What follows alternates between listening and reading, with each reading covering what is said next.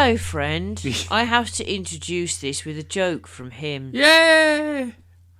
Welcome to Borgcast. Yay! Original Series 3.6. I could not do that, sorry. Fine. With Anne-Marie and Peter. Hello. Well, hang on. Could you just press that button so I can reach my beer?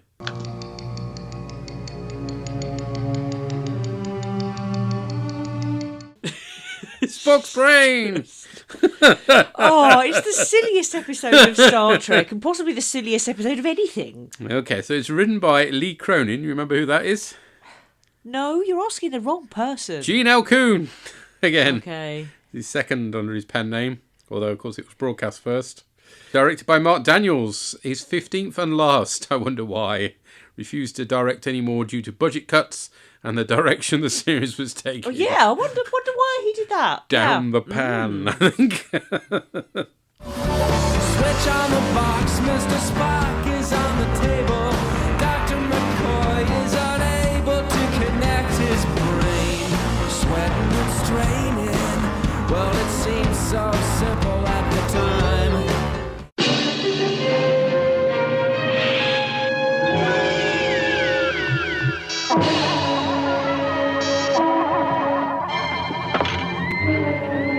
Complete life support. Was he dead? Jim. Come on, Bones, what's the mystery? His brain is gone. What have you done with Spock's brain? Brain and brain! What is brain?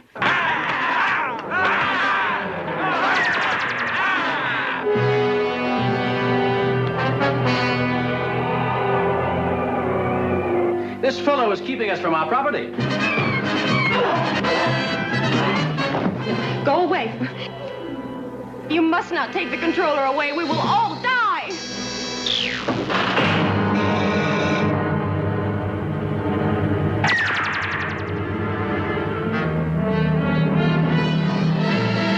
Nerves, there are a million of them.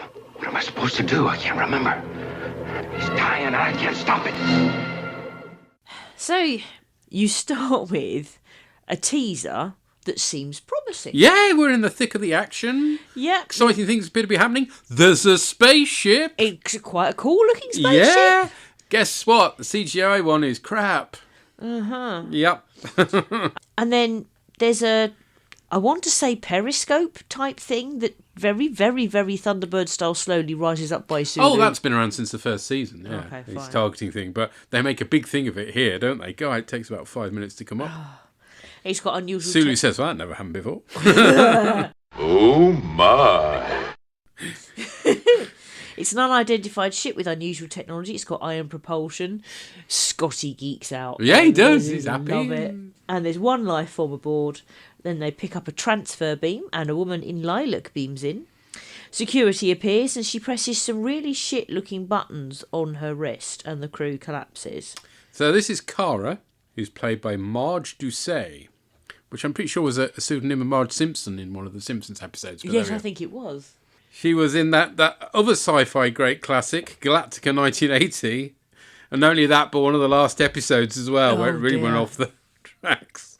Is it the one with the... There was the one with the accidental robbing a bank. I love that. How Yeah. do you rob a bank by accident? No, it wasn't that. There was the one with all the scouts on trampolines. Nope. Okay. God, you remember more about it than I did. It's the fancy dress party where the Cylon turns up. Oh, right, She's yeah. one of the guests. Okay. I mean, I think she does a good job of portraying Kara pre and post knowledge download. Yeah. So the latter is very confident, commanding, as opposed to very childlike. So I've got no problem with her acting, and it's just the dialogue. It's just Well, appalling. the script, isn't it? Really? Brain and brain! What is brain? Oh, and the teaser itself, the final bit of it is her touching Spock's head, which is a bit weird. And not that head. Yeah. Which would be less weird, to be honest. And you get a shot of Kirk's arse as well, the way he's draped Yeah. over the chair. But, this is intriguing as a teaser. And also, she's wearing purple, and I'm jealous of her boots. Yeah.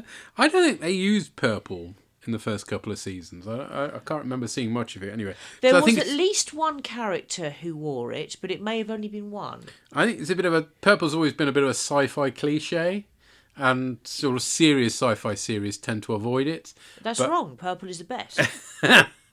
But yeah, reach season 3 and nobody cares anymore, so... How dare you diss the purple? Oh no, I'm in real trouble now. Yeah. But I think it's Shame true on generally. you. You don't see purple much in sci-fi series. Apart from what Unless was the they're one where they being all had campy. purple hair? Oh, Space 1999? Yes, that is weird. Yeah. The purple is the best colour. Well, obviously. So there should be lots of it. Everywhere. All of the time. In all of the things. Yeah, it's not much in EastEnders, funny enough. Yeah, EastEnders is shit though, isn't it? Moving on from the purple, Yeah. if such a thing could be possible. Well, my notes are in purple pen. Yeah. You're Wearing a- wearing purple dressing gown. Yeah. I have purple nail varnish on. You have purple hair. I've got purple slippers. I imagine you're wearing purple pants, but you don't need to tell the listeners about that. Well, I'm not wearing pants, That- I'm wearing that- PJs. They're purple. TMI? Who wears pants with PJs?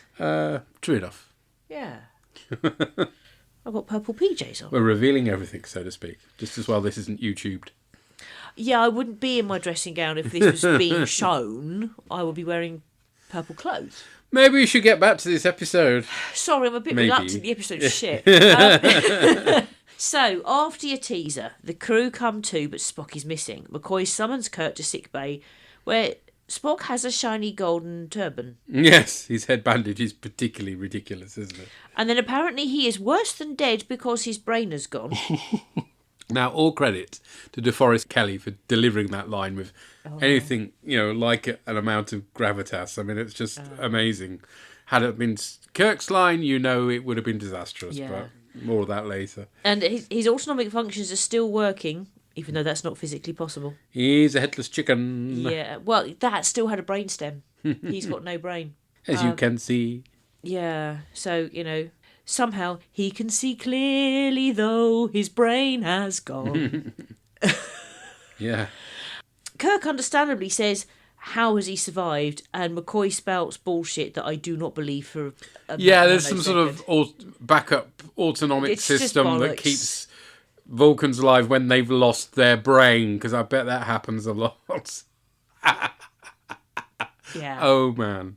Yeah, because there's a reason that would have evolved. I know some species have a hind brain. What's that about? Yes, and some dinosaurs had two brains, didn't Yeah. they? Yeah. But so it's kind of a thing, but yeah. No. He's got another brain in his butt. There wasn't the hind... Oh, God. I've got to Google... Or you Google hind brain. Where was it? Was it in their tail? Because he hasn't got a tail, so why would he No. have... Anyway, they're going to go in search of his brain. Fine. They're going to take him with them. Yes, fine. Particularly when it comes to the realisation of that. Don't. I'm coming to that. McCoy specifically says on more than one occasion that he can't possibly give an estimation of how long Spock can survive because he has no frame of reference, Donny. And then gives a very precise Yes, 24 hours. 24 hours. 24 hours. Which then gives you your Terry Nation style countdown. Yes. So they need to follow the ship that took his brain, so they follow the ion trail. Well, that's logical. The following ion trails is a thing in science fiction, at least. So that's fair enough. But then you have this unnecessarily lengthy scene with maps and charts. I quite like it. It's like, yes, it is a bit long, but at least it's a bit of sort of serious, vaguely serious science type discussion. And practically the entire bridge crew get involved in it, which is lovely. And Uhura gets to a bit of input Uhura. beyond the usual, hailing frequencies are open, so that's good. Also, they very cleverly have Kirk wander in front of the view screen, which in order to do that, they had to have back projection, which they don't normally do, and it looks really good. So, yeah, yes, all right, it is a bit dull, but it's worthy. I thought it was too long. I'm not objecting to the scene existing. I'm objecting to the Oh, length of and time. we have Chekhov in charge of telling apart the planets, which is, we know that Chekhov's no, track that's record on not this good. is not good. No. You can't tell the difference between SETI Alpha 5 and SETI Alpha 6, so, anyway. We don't know that till after this. Of Yeah, course. true enough, but clearly it's always been a bit of a blind spot for him. Yeah. The graphics are all a bit Tomorrow's Weld, really. Yeah, of the 1960s, Yeah, yes. yeah, you know what I mean? Yeah, it's clearly that sort of draftsmanship of the 1960s is very specific. Yeah. You got it a lot in Thunderbird's annuals. Oh, okay. Yeah. Yeah. But I like it because it's got a sort of, it feels sciencey, and they're doing navigation stuff and sciencey stuff. This is what Star Trek's supposed to be about. It's just a shame. The whole thing is about looking for Spock's brain. It just doesn't work, does Which it? ruins that whole... Well, it seems to be about what planet is what level of technology is it got. all that's great. And then Uhura asks the fucking obvious question, Yeah, but why? Why do they need a brain? Why would they steal Spock's brain? And you're thinking, that's the question we're all asking, darling. But it's great she gets to ask it, though, because she's so, she's the sane one infrequently going, hello? gets good stuff to do. Hello, this is... Yeah. Yeah. Anyway, then they lose the having lost the trail. Kirk takes a hunch. He says it's a hunch, but I think on the basis that, on the evidence before them, there isn't a planet that should be capable of having that level of technology, and one of them is inexplicably producing regular energy. It's a bit obvious, isn't it, really? It's logical, really. Yeah. And then he says, we've got to go there and get the brain and get out, as though that was a normal thing to be saying, which of course it is not. So they beam down and they're all walking around. Right, so when they beam down, this is the one area where, to begin with, the remastered edition looks good because they put a massive digital map behind them, all icy, snowy mountains, and it does look like a glacial planet, which the set doesn't. No. But of course, then they immediately cut to the crew on the sets, and that, immediately it's lost. It's like, you can't just take a little bit and improve it and expect the rest of the show to look better as a result. And it's Spock's brain, for heaven's sake. What are you doing remastering Spock's brain? You just got to start again from scratch. Yes. Anyway, as they beam down, I would have expected them to start centrally and form a radius out like clock faces, and then to go out in measured steps forward with scanners. They just seem to be wandering vaguely, aimlessly. So that's not good. It's not the biggest set in the world, so it doesn't matter. No, but it's as slapdash and haphazard as anything else in the script. And it's... I don't know whether Roddenberry was just mad by this point and allowed this script to happen, or just wasn't involved, because I think... No, he was involved with about the first half of the season. He basically sort of gave out the script ideas and stuff. So you can't completely blame Fred Freiberg for this. Until about halfway through the season, Roddenberry still has his finger in the pie to an extent. But Roddenberry would have at least said, they're not behaving like military when they're on the planet they need to be. He clearly, yeah. Well, he wasn't involved to that level. Interestingly, have you noticed quite a bit, certainly at the beginning and at the end of the episodes, Kirk's always referring to Scotty as engineer and Spock as science officer, rather than by name. I mean, the rest of the episode they tend to, but certainly at the beginning there. And that was a Roddenberry thing, because he was trying to make the show more serious. In an episode about them finding Spock's brain. I mean, its slight justification is that organ transplants were becoming a thing. So this is kind of like a sci-fi riff on that. But it's just stupid. I'm sorry. There's no two ways about it. So anyway, they're wandering aimlessly, scanning in a not military, not precise, not remotely helpful way. And Chekhov says there's humanoid presence and they're large. And they see the crew and the crew see them. There's no sign of the energy at this point. The humanoids, the large ones, have all got... They're supposed to be primitive, but they've all got stupid hair. It's cut all in a straight line. So it's obviously been cut, but still looks like that. It's like they've got wigs from some kind of medieval costume when that length hair was fashionable, put them with bad beards and clothes for cavemen, and come up with a look. Yeah, they don't look sufficiently shaggy is the problem. No, they look a bit too well groomed to be actual primitives. Blake 7 did this better, I think, which is damning. Yeah. And so they attack and the crew fire phasers because, of course, let's just break the Prime Directive. It's fine. It's not a problem at all. And then they talk about the others who are givers of pain and delight, which immediately made me think of S&M. Yeah. And then the crew ask about women, females, companions, and they don't understand. Oh, dear. I mean, I get that these are humanoids, and so therefore you can understand them thinking that there must be another gender, that sexual reproduction is the norm. I get them making that assumption. But where are your women? Don't you have companions? That doesn't necessarily equate. No. Because, I mean, I'm not being funny, but a companion could be a dog. Anyway, then they talk about the others from down below, and then you get buildings. That's where the energy's coming from. And they find a storehouse of food and metal weapons that clearly don't belong to the shaggy tall, Morgs, humanoids. And yeah, it's while you're down on the planet that you get remote control Spock.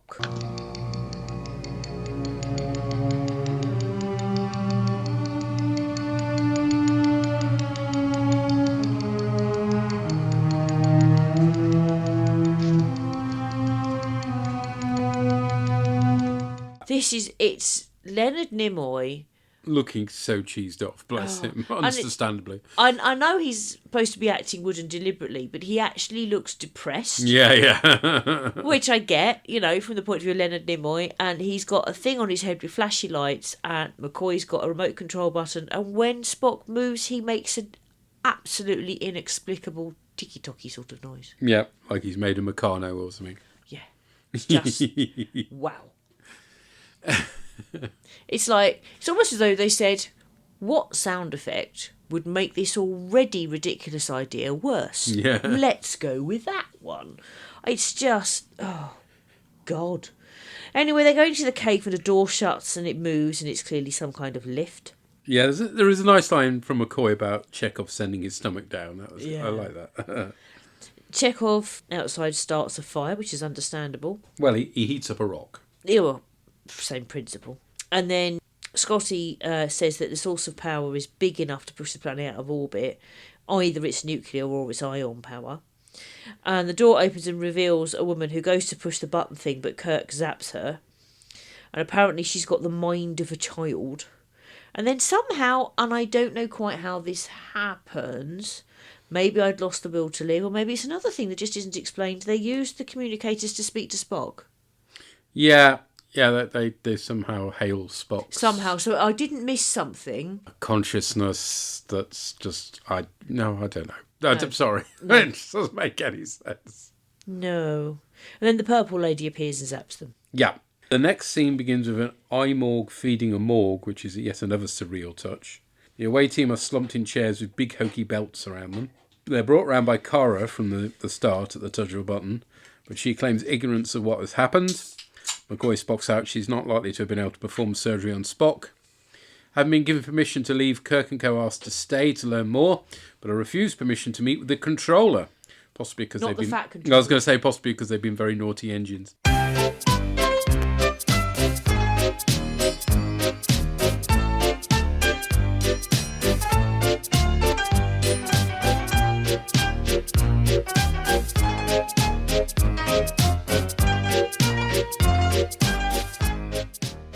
Is that our play-out tune?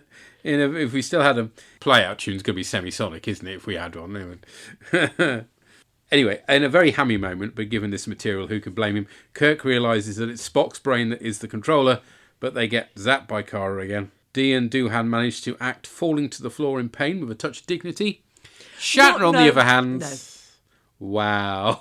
He rolls and rolls and and wrong and no and bad. Back on the Enterprise, Sulu's in charge for the first time in ages, which is a very welcome change. Yeah. I mean, his only function is to act as a story so far from those returning from an ad break, but hey, it's good to see him in the command chair. Scotty assesses that there is no sign of engineering genius in any of the women, which is a tad rude. They overpower their Morg guards, Kirk kicking one in the nads in a rather unsportsmanly manner. Kirk hails Spock again, who expresses doubt that McCoy could reconnect his brain, which the Doctor is clearly a bit peeved about. They enter the room where Spock's consciousness gets howls, but are zapped by Kara again. The prop he's housed in doesn't look too bad, to be fair. Yeah, for the time, it's all right. Kirk manages to use the Spock remote to control the Vulcan and make him press the button to release their belts. Wow. Yeah. Kara explains she used a download of knowledge from a giant Perspex helmet in order to learn how to remove Spock's brain. It looks like a hairdryer. Sorry. Yep. The old school women's hairdryer. Kirk forcibly makes her absorb the knowledge to reconnect it. It increases her knowledge to the extent she now knows how to use one of their phasers to threaten the away team. Well done there. Why Kirk- does that take so much knowledge? It's like a fucking thing I with a don't button. know. You just point it, don't you? Scotty makes a feeble groan to distract her so Kirk can grab the phaser, but she still refuses to help. This is all terrible padding, I'm sorry. This goes on forever. McCoy takes the risk of using the device in order to learn how to save Spock. He ends up on his knees looking like he's praying. Kirk does his usual thing, having buggered up a planet's way of working, of telling them they'll be better off without it. Yep.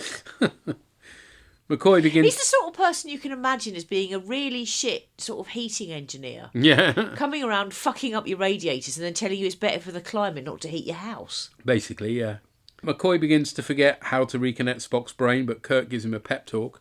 As that works. Cue a very weird montage with Kirk talking about suggesting they reconnect Spock's vocal cords so that he can advise them. Hell, just no, it just gets worse. Yeah, sure enough, Spock talks McCoy through. His own brain cell. I mean, just for fuck's sake. Yeah, and it finishes in an old school season 1 and 2 style with McCoy joking about how he shouldn't have reconnected Spock's mouth, complete with comedy sting. All credit to all the actors except for Shatner for treating this with far more dignity than it deserves. Yeah. It's kind of hard to answer whether it's classic or just top. I mean, it clearly isn't classic. I mean, what does parody fall under? I don't know, because that's pretty much what it is, isn't it? Wow. Yeah. You're just left speechless at the end of it, because it's not offensive, unlike some episodes, but it's so dumb. It's really stupid. I mean, I was still entertained by it, but in its stupidity, like, wow. Like when you watch some Nick Cage movies. Yeah. Yes, this is on a what's it's Face Off. Yes. This is Face Off, basically, levels of science. Yeah. Yeah. It's on a par. Wow.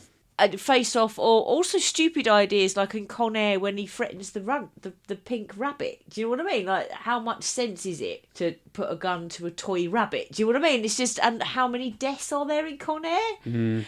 That's what I mean by a Nick Cage The way film. the plane lands. Anyway, this isn't a podcast about Con Air. No, it isn't. But my point is, I find Nick Cage films entertaining. That doesn't mean they're good. Yeah. Yeah, and this is, for me, I still found it entertaining. It wasn't boring.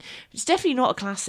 It might be iconic, as iconically stupid. Maybe infamous, certainly. Yeah, yeah. But I have hated other episodes more than I hate this. I don't certainly. hate this. It's not good. No, I don't hate it. It's just embarrassing. This is not the episode to introduce people to Star Trek with, is it? It's terrible in an entertaining way for me, anyway. Yeah. But I wouldn't watch it sober. No. Not that we ever watched Trek sober, really, but yeah, we certainly We watched Deep Space Nine sober. Occasionally, but normally I have a whiskey. Okay.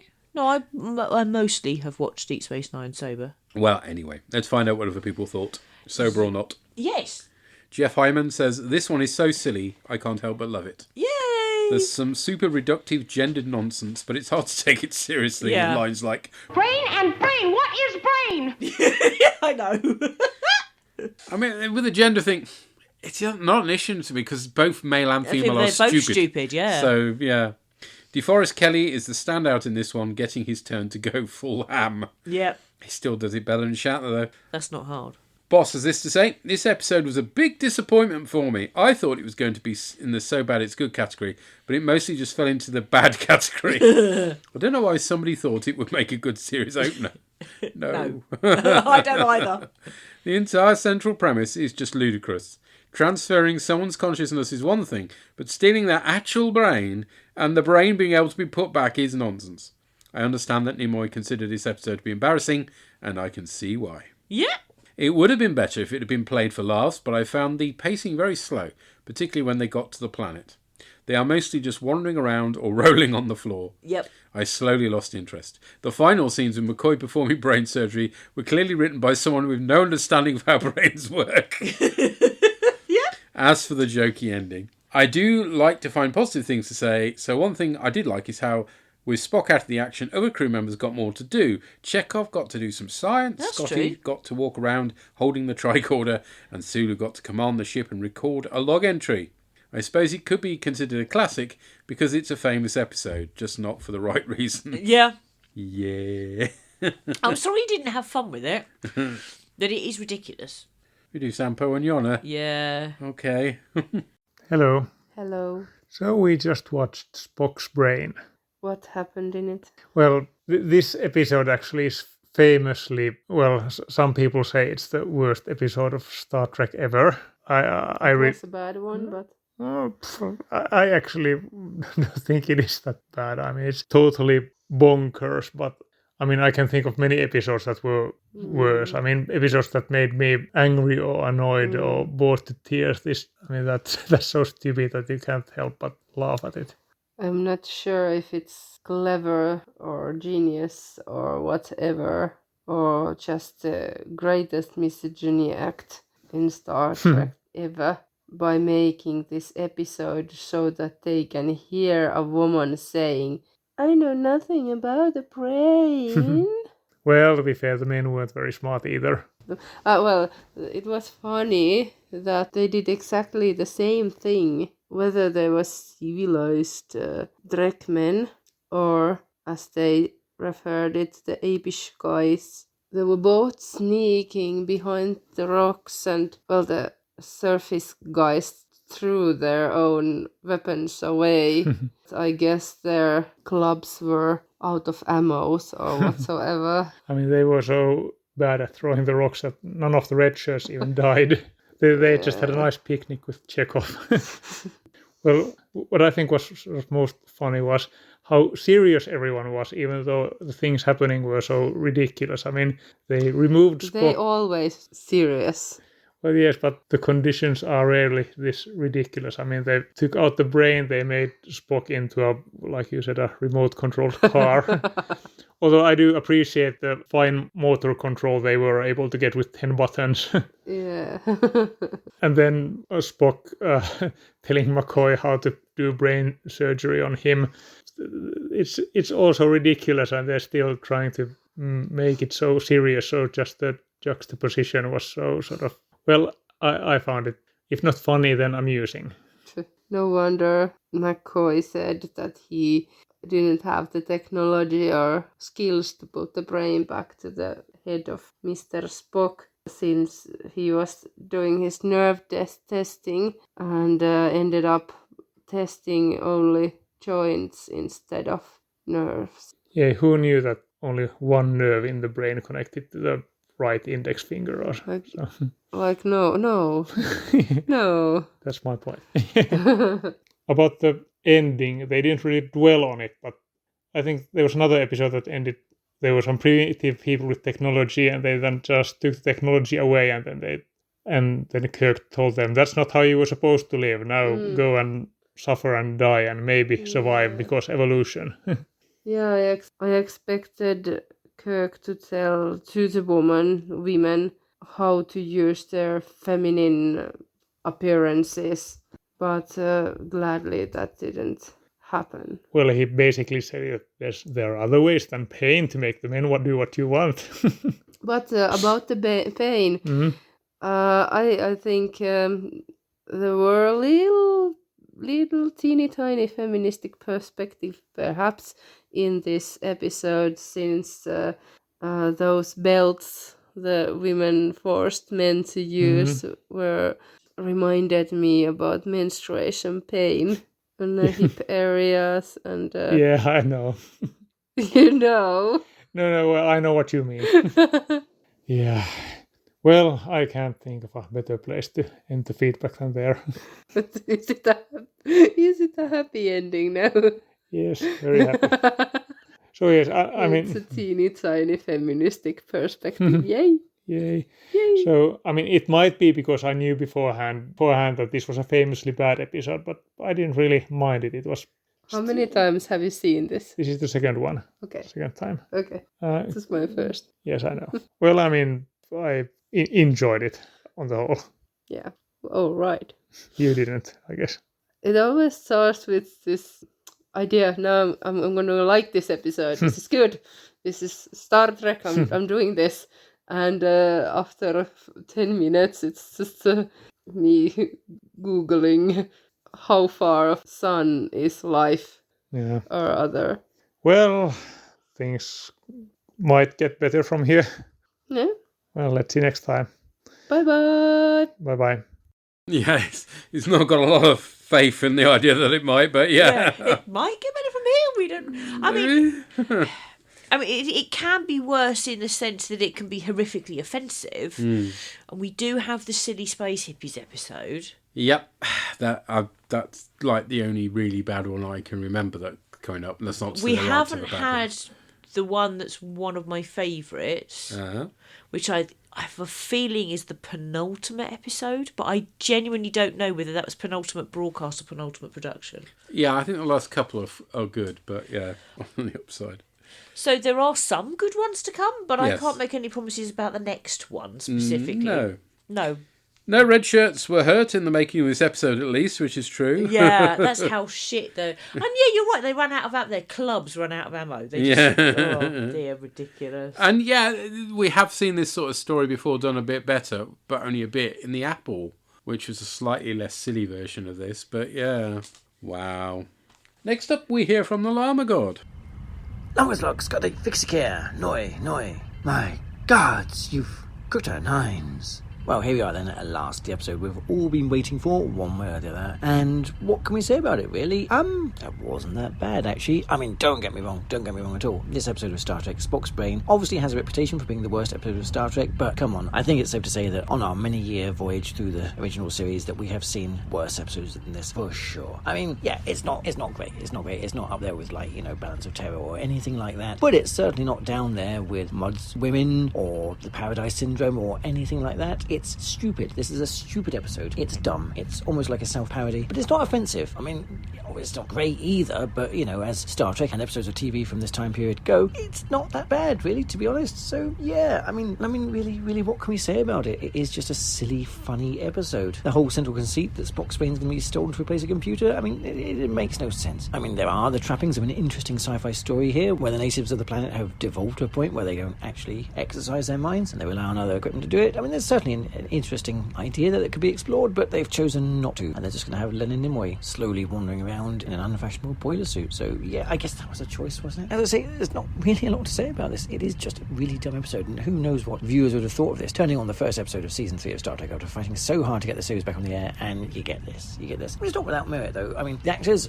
most of them are trying their best, really. McCoy's line, his brain is gone, there's just some killer delivery there. DeForest Kelley is really giving his all for a line that really didn't deserve that kind of effort, but you really do buy it. Lines like, we'll have to take him where? In search of his brain, delivered with such po-faced seriousness that it's almost like an airplane parody. It's great. You want Leslie Nielsen to come in at some point and just tell them, good luck, we're all counting on you. Chekhov doing his little PowerPoint presentation of the Sigma Cronus system is also equally charming, and yeah, it's just got a few moments, but ultimately, at the end, it does kind of drag somewhat. Yes, McCoy gets the extra knowledge to do the surgery, and then it just kind of stops and runs out of steam, doesn't it? As if the writer had just run out of ideas and just gave up, which I think is probably exactly what happened here. It does result in a rather weird ending, though, where Kirk just decides that the people on the planet can get together now without an intelligence controlling them, and they'll just get by themselves. Will they? Will they really? They don't seem to have like half a clue to scrape together between all of them. So yeah, that's not going to go very well, is it? This is yet another planet that would be a prime candidate for Project Swimby if it had existed at the time. Wonder if we'll ever see the lower decks crew going back here. Not necessarily the best idea. But yeah, as I say, this episode, it's not great, but it's not offensive either. And because it's just so nonsense, the time to go past quite quickly as I was watching it. Although I must say, I'm not in a rush to put it on again. But I wouldn't not watch it either. So I will certainly be very intrigued to hear what everyone else means of this. I hope everyone's just looking forward to being cooler, in case everyone was too hot as it was.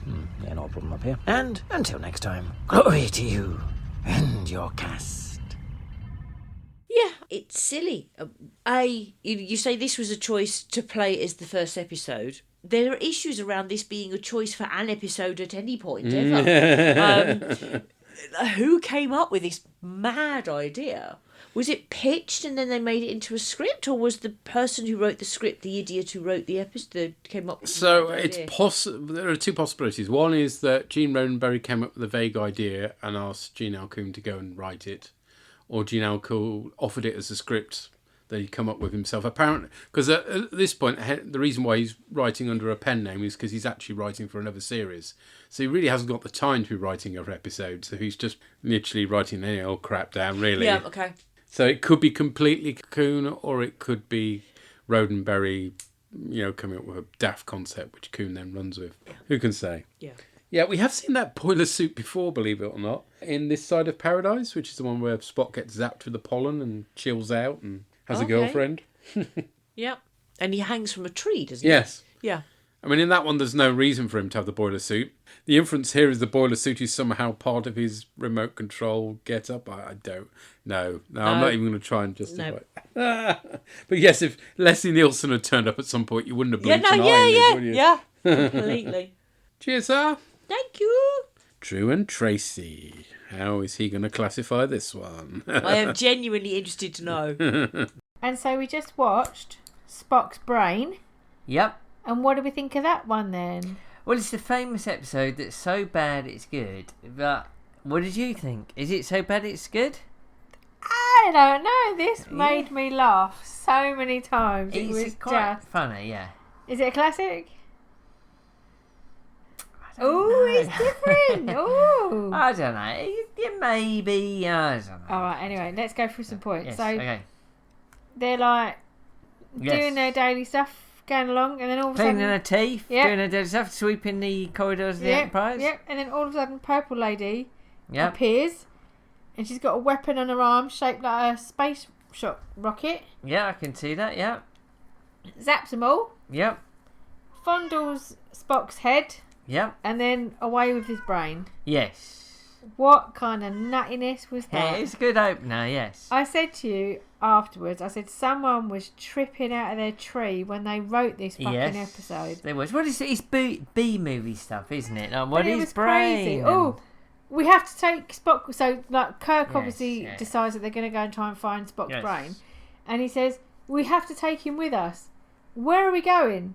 In search of Spock's brain. What the fuck are you on about, you loony trees? Yes. We liked when they go down to the planet where they got the men. Was it the Morgs or whatever they're called, Yeah. aren't they? Yeah, these guys, right? But they were quite specific in their 185 approximately. Oh 1845 yeah, approximately. 1485. Yeah, he gets approximately 1485. Like it might be a year either side, but approximately. But they get it right, bang on. Exactly. But the guys, okay, so they're like primitives. Yeah. They haven't even got any sharp weapons, have they? They've only got clubs Yeah. and throwing rocks. Rocks. Who cuts their fringe?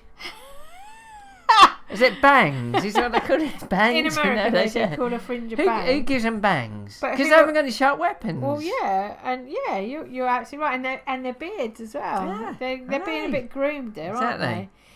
But Yeah. I have to say that their fucking shots were worse than a stormtrooper. Yes, they were like logging all these bloody rocks everywhere. Yep. Weren't going nowhere. Yep. So we had to laugh when like they beamed down. Yep. And we get Robot Spock. Yes, I know. That was just... It's more B movie stuff, isn't it? hilarious. Yes. It's like, That so was they're tapping so two bits of metal together every time he funny. walks. Or So anything. McCoy is basically directing Spock. Yeah. You know, I wanted him to kind of like have the arm movements. Yeah. And then he fucking directs him into a twig. Yeah, I know. And it's It's like, funny, isn't it? you're Oh, driving was that quite shit. directed or not? Did they, Well, or just they walked into it and he just played it on? I don't know. That was just really funny It's though. funny, yeah.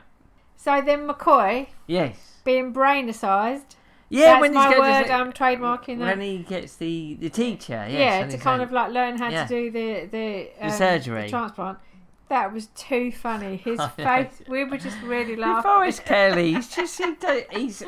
I don't think he's the best actor, but he's good at what he does, and that That was- look on his face That is was just great. really funny. Yes, it's But good. then we have to say that he's kind of operating on Spock. Yes. And he's operating about 2 feet above Spock's head. So how in the fuck I know is his that head's happening? poking through, and his hands are like 3 feet away from it. And he's yeah. talking about there's loads of like ends to tie nerve up and like ending, nerves and stuff like that. You'd be like, fucking hell, get back in the neuralizer or whatever, the Yes. brainicizer. Yeah, I know. Why don't they just put it back on his head? Yeah, exactly. Yes, I know. So what do we think of this? And it's like they're so bad it's good. I don't. It's so bad it's good. I think it's just a bit rubbish. It made me laugh Oh, in quite a good, few that's places. good So for then, me, this was like a jolly, but Yeah, I know good. you were a little bit like rolling your eyes in a couple of places. Yeah. It's all right. It's all right. I guess it's iconic. Maybe a classic. I don't know. Comedic, yeah. I'd watch it any time because it's quite funny. It was but daft. It was daft. Daft's a good word. Yeah. Anyway, shall we leave it there? Okie dokie. See you later, guys. Bye. Bye. Bye. Bye. It sounds like their reaction is similar to the difference between us. I think I enjoyed it far more than you did. Tracy clearly enjoyed its stupidity. You could hear Drew eye rolling, couldn't you? Yeah, and you were doing the same while you were watching. Please. Yeah, you were wincing, whereas I tended to find it funny. Whereas Quinn, who can't give feedback because they've got no voice at the moment, was basically giving me evils. Like, why did you make me watch this? I did say to them it was the silliest episode of Star Trek ever, and quite possibly the silliest episode of anything ever. But yeah, I got lots of eye rolls and glares. Yeah. And yeah, who is cutting the Morg's hair and beards? Yeah. And it's a mystery. We'll finish with what Purry thought. Switch on the box, Mr. Spock is on the table. Dr. McCoy is unable to connect his brain. Sweating and straining. Hello, Orcs. Parry here to talk about the episode which was apparently important enough to be mentioned by a late 90s, early 2000s sort of band, I guess. Spock's Brain. Now, this does quite often make the list of some of the worst episodes of Star Trek, and you can kind of see why. It's a ridiculous premise. It's an incredibly silly episode. Effectively, Spock's brain is stolen by a planet where the men live on the surface as cavemen and the women live down below as not cavemen, and everyone's thick. And they steal Spock's brain to run their town because apparently women can't run a secret base themselves. And Dr. McCoy's they've got to go and get the brain back, and like the song says, Dr. McCoy's got to reconnect it.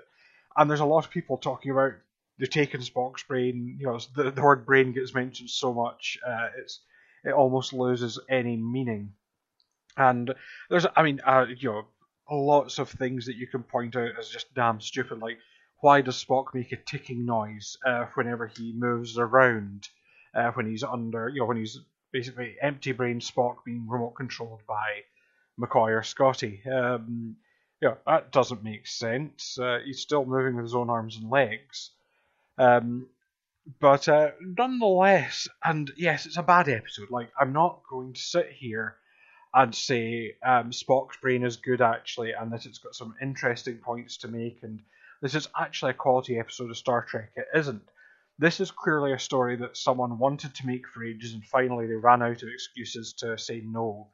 And so they have to do the story about Spock's brain getting nicked by a planet of sexy ladies in thigh-high boots. I mean, we've all had that dream, right? Right?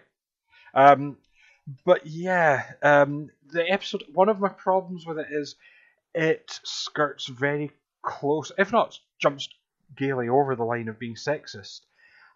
Because there's an awful lot of one of the things that catches me, and it's maybe the unconscious sexism is whenever they're saying who's running this place when they're down in the underground sort of headquarters, they're all saying where is he, who is he. Now that's kind of the time the unconscious bias of assuming yes, I know all you pretty ladies are here doing all this stuff, but there must be a him behind it, right? But there's so much. These women couldn't possibly use this technology. They do couch it by the fact that McCoy's reading their brains and saying they're underdeveloped in the same way as the men's brains are. But yeah, it's got this kind of other than, I think the thing is that for all of the episode is stupid. It's not particularly well acted, and there's an awful lot of overacting from everyone. And Scotty just seems to be there a lot of the time. He doesn't say much. He just he's there occasionally, but a lot of the time he's just kind of hanging around in the background. Despite all of that, I think this is in your so bad it's good territory. They were trying to make something good, but with terrible tools and not much equipment, and they produced this thing, which is a lot of fun. I wasn't bored watching it. I was laughing for the wrong reasons, but I wasn't bored. And I wasn't too offended. There were a few points where you sit going, yeah, and it's almost like the first draft was horrifically sexist, and someone said, whoa, that's horrifically sexist, and someone toned it down a little with their brains have everyone's brains. The men's brains are also underdeveloped. I did like the fact that men could be lured into a cave by bread and axes. I know that would work on me. I love bread. Yeah. And then they're brought down to where they're either zapped and electrocuted or presumably given delight as well, the bringers of joy, was it pain and delight? Yeah, that's someone who's possibly going through a divorce writing that one. So yeah, like I say, it's got definite problems. I don't think you could gloss over that, and I don't think you can really excuse them. But it is, and it's not good. Like, I will not sit there and say Spock's brain is good, but there are episodes of Star Trek I don't like significantly more because they're boring. And because, And the Children Shall Lead is definitely a worse episode than Spock's Brain. Spock's Brain is still... Spock's Brain, you could never make a good episode, but the Children one, you could possibly make a good episode of the material. Spock's Brain, you can't make anything better than what we got on screen with this. That's what you're stuck with. But yeah, I had fun with it. So all it remains me to say is do keep up the good work. I'll also look forward to the podcast, and I hope to be back next time. But until then, bye for now.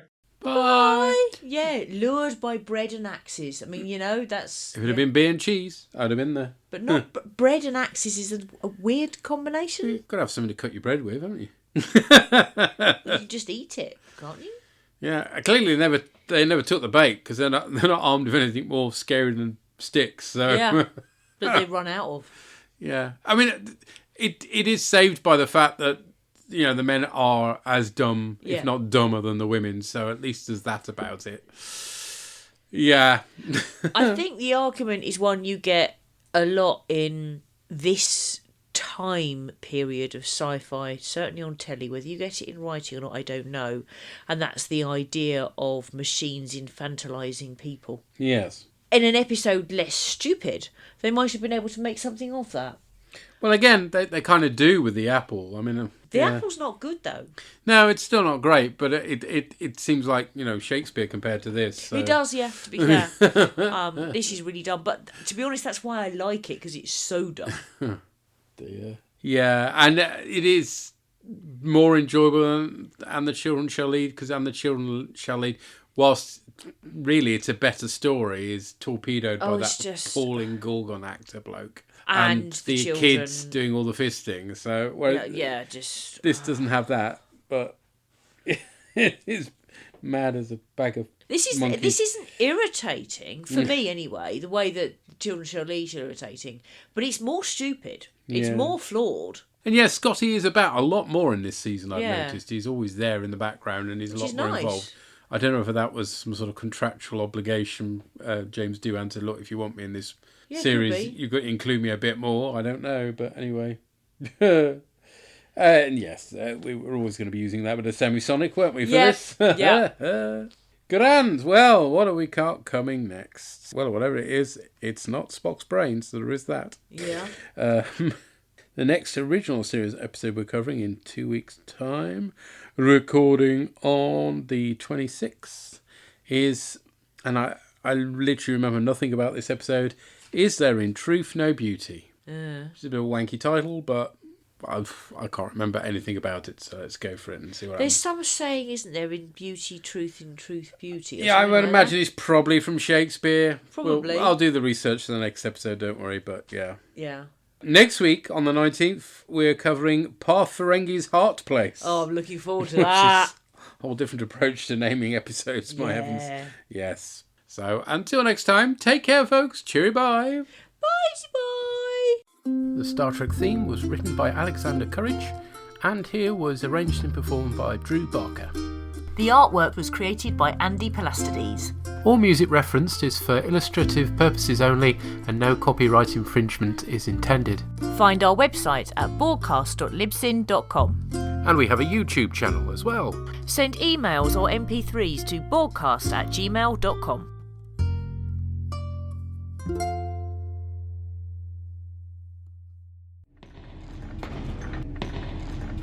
Shut it down!